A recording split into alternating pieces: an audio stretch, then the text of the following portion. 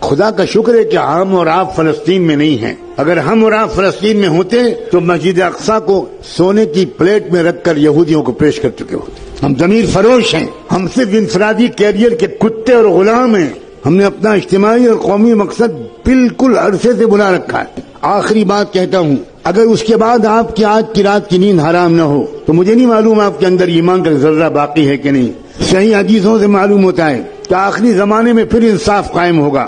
میں اس لیے کہہ رہا ہوں کہ پوری یقین سے کہہ رہا ہوں کہ نظام عالم بدلنے والا ہے. نظم عالم بدلے گا، نیا ورلڈ آرڈر آئے گا، ظلم کا دور ختم ہو کر رہے گا، انصاف کا دور قائم ہو کر رہے گا. مگر یہ سن کر آپ سوچیں گے واہ واہ واہ واہ واہ واہ واہ، یہ آخری بات تو حضرت نے کہی، بس یہ یاد رکھنے کی ہے، باقی تو اور لوگ یاد رکھیں. جب انصاف کا نظام قائم ہوگا تو ہمیں کیا فکر کرنے کی ضرورت ہے. اب سنیے آگے، امام مہدی کے جس جماعت کے ذریعے سے دنیا بھر میں ایک نیا ورلڈ آرڈر آئے گا، امام مہدی کے ساتھ صرف 12,000 مسلمانوں. سن رہے ہیں آپ؟ 1 ارب مسلمانوں میں سے 12,000 اللہ تعالیٰ چھانٹے گا. اس کا مطلب یہ ہوا کہ 12,000 کو مائنس کر دیجئے، باقی لوگ اللہ کے نزدیک مسلمان ہی نہیں. یہ ہے کیفیت. ہوش میں آؤ لوگوں، بے ہوشی سے نکلو. اپنی بیویوں کو سمجھاؤ کہ بہت ہو گیا میک اپ، بہت ہو گیا مسخرہ پن.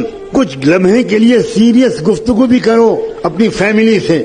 مستقبل اسلام کا ہے، میں قسم کھا کے کہہ رہا ہوں. مستقبل یہودیت کا نہیں ہے، مستقبل صہیونیت کا نہیں ہے، مستقبل برہمنیت کا نہیں ہے، مستقبل اسلام کا ہے.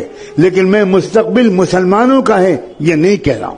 بہت فرق ہے دونوں باتوں میں. مسلمانوں کا مستقبل اور اسلام کا مستقبل.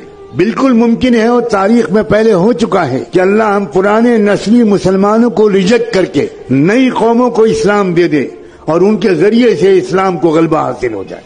نسلی مسلمان ناکارہ ہو گئے. اللہ نے قرآن میں صاف کہا ہے وَإِن تَتَوَلَّوْا يَسْتَبْدِلْ قَوْمًا غَيْرَكُمْ ثُمَّ لَا يَكُونُوا أَمْثَالَكُمْ. اگر تم ناقدری کرو گے اسلام کی تو اللہ تمہیں بدل دے گا، تمہیں ریجیکٹ کر دے گا اور ایک نئی قوم لے آئے گا اور وہ تمہاری طرح نکمی نہیں ہوگی. اور ہم دیکھ رہے ہیں ایک طرف مسلمانوں کے مرتد ہونے کا سلسلہ چل رہا ہے. آپ کی لڑکیاں مرتد ہو رہی ہیں. آپ نے جن لڑکیوں کو کالجوں میں بھیجا، ان کو موبائل دیا، ان کی تربیت نہیں کی، ان کے ساتھ نہیں بیٹھے، ان کو اسلام نہیں سمجھایا، ان کو قرآن نہیں سمجھایا، وہ لڑکیاں کیا کر رہی ہیں مجھے بتانے کی کوئی ضرورت نہیں.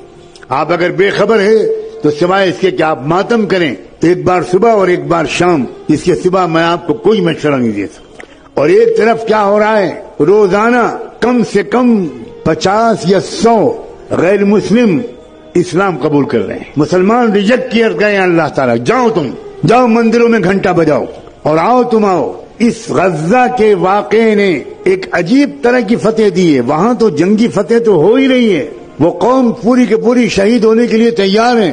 سلام بھیجتا ہوں میں ان نوجوانوں پر، کیسا ہے ان کا ایمان و یقین. اللہ کے رسول نے فرمایا تھا الایمان حین تقع الفتن بالشام. یاد رکھنا ایک زمانہ ایسا آئے گا کہ ساری دنیا کے اندر مسلمان بے راہ ہو جائیں گے، صرف فلسطین کے علاقے میں ایمان باقی رہے گا. یہ حضور کی صحیح حدیث ہے.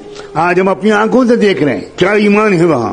دنیا میں لوگ روزانہ بڑے بڑے فاضل امریکن یورپین لوگ، سائنسداں، فلمی اداکار، میوزیشنز، اسپورٹس مین، لڑکیاں اور عورتیں، وہ صرف اس لیے اسلام لا رہی ہیں. وہ کہہ رہے ہیں کہ یا اللہ کس چیز سے یہ لوگ بنائے گئے ہیں.